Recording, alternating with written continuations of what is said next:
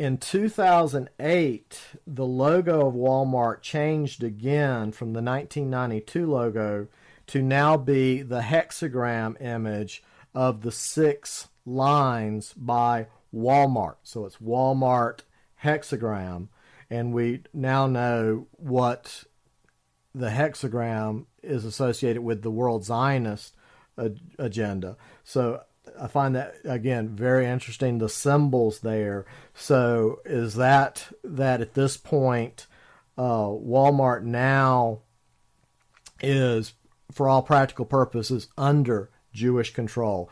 And to me, it's at this point where you really see the predatory nature of Walmart coming full throttle. And when we talk about asymmetrical warfare and NGOs going in to these towns and basically using tactics like Delphi and other non-cooperative game theory to force these city councils, etc., to let in Walmart, much to the community's demise, because it's going to wipe out all your local business, it's going to ruin your environment, etc., and then Walmart's going to leave and leave you with an empty building, eyesore, and they're going to abandon it. So it's at this time where you really start to see this Machiavellian hit squads coming in of these cookie cutter activists working together to manipulate these local communities into forcing them into letting them build more and more Walmarts. And so the number of Walmarts just increases exponentially. And once they get the Walmart approved, they just go to the next town.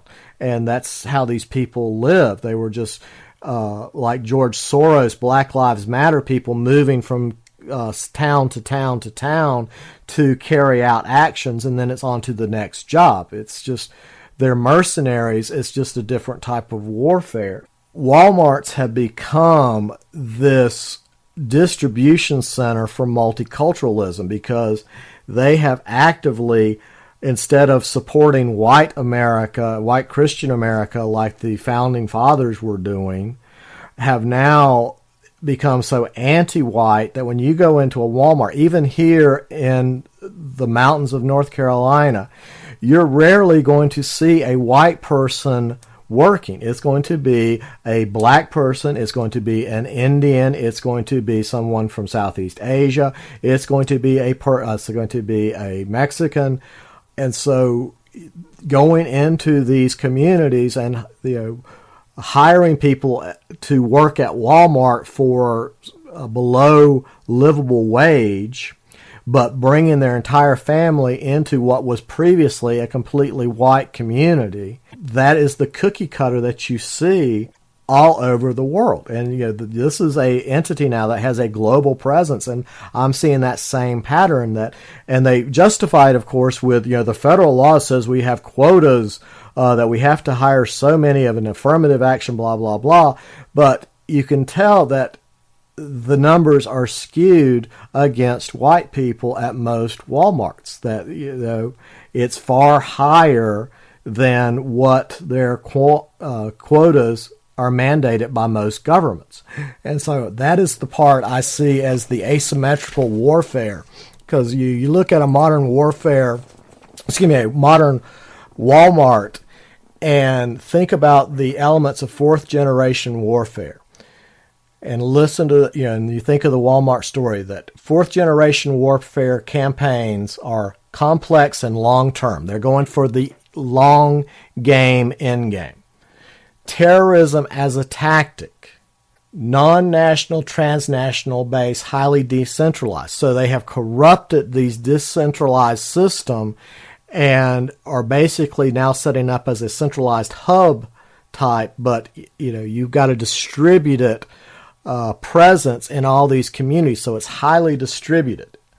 A direct attack on the enemy's culture, including genocidal acts against civilians. Again, you bring in a Walmart with hundreds of employees of people that didn't live in that community before, and suddenly you have changed the dynamics of your enemy's culture. Highly sophisticated psychological warfare through media manipulation and lawfare. That sums up Walmart's Machiavellian tactics since 1992 to a T. They have used every, by any means necessary, intransigent tactic that they could think of to get their agenda, and they were unstoppable. They just would not stop. They were relentless until they got their way, and they would basically use a war of attrition to wear down the opposition.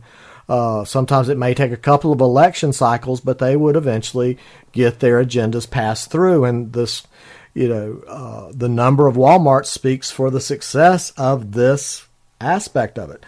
All available pressures are used: political, economic, social, and military. And here we see that crossover between the political realm, the economic realm, the social realm, and the military realm.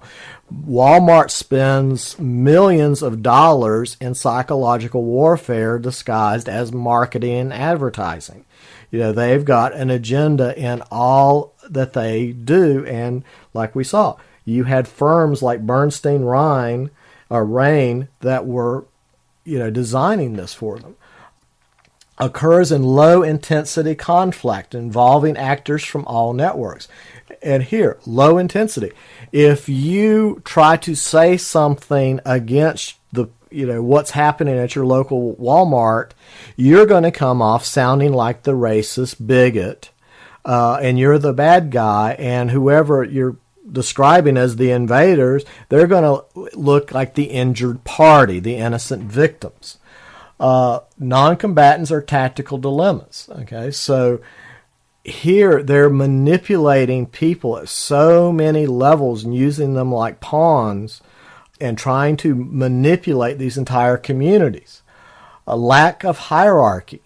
You've got a corporate structure, yes, but you've got this nebulous board, but you also have so much other political pressure being applied from what we call that hidden hand of the New World Order. Again, the spread out network of communication and financial support, and the use of insurgency and guerrilla attacks. Well, guerrilla attacks don't have to be pipe bombs. They don't have to be AK-47s. Guerrilla attacks can be a band of ruthless people that only see dollar signs that are going to go in and do whatever it takes to get their payoff, whatever their payoff is. And so we saw, time and time again, you had these SWAT teams from Walmart that would go in and destroy the opposition, and they were very good at it. People, these Jews knew that Americans would turn on Americans to save $1 because it's cheaper there. I'm not going to go over to the family-owned business because their prices are too high. And so that was the rub with Walmart, I guess. I guess the saddest part is that by saving money, we basically did this in part to ourselves. And we followed the carrot that was provided for us, I should say. And hopefully we're waking enough people up to realize that this is more than just a store in our communities. This model is